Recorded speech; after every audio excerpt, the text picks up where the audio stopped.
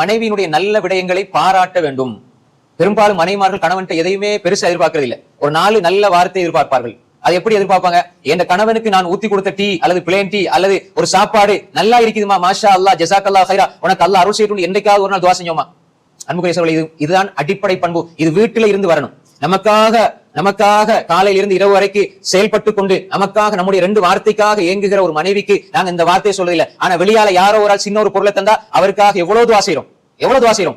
என் பிள்ளைகளை வளர்க்கிறாள், என்னுடைய பிள்ளைகளுக்கு உடுப்புகளை கொடுக்கிறாள், என்னுடைய பிள்ளைகளுடைய ஆடைகளை அயன் பண்ணுகிறாள், எனக்கு உடுப்புகளை தாராள், என்னுடைய ஆடைகளை அயன் பண்ணி தருகிறாள், எனக்காக உணவு சமைக்கிறாள், எனக்காகவே அந்த குசினிக்குள்ளேயே காலத்தை கடத்துகிறாள், எனக்காக வேண்டிய நேரத்தை செலவழிக்கிறாள். ஆனா ஒரு நாளையில மலர்ந்த முகத்தோடு சிரித்து துஆ செஞ்சதில்லை. நாங்க எங்களிடத்துல அந்த பாராட்டுற குணம் என்பது நல்லா இருக்குது, அல்ஹம்துலில்லாஹ் என்பதை தாண்டி அல்லாஹ் உங்களுக்கு அருள் செய்யட்டும். ரசூலுல்லாஹ் சொன்னாங்க, உங்களுக்கு யாராவது ஒரு நல்ல செயலை செஞ்சா நீங்க ஜஸாக்கல்லாஹ் ஹைரான்னு சொல்லுங்கடா. வாழ்நாள் முழுக்க உங்களுக்கு நல்ல செயலை செய்யற மனைவிக்கு சொல்லக்கூடாதா?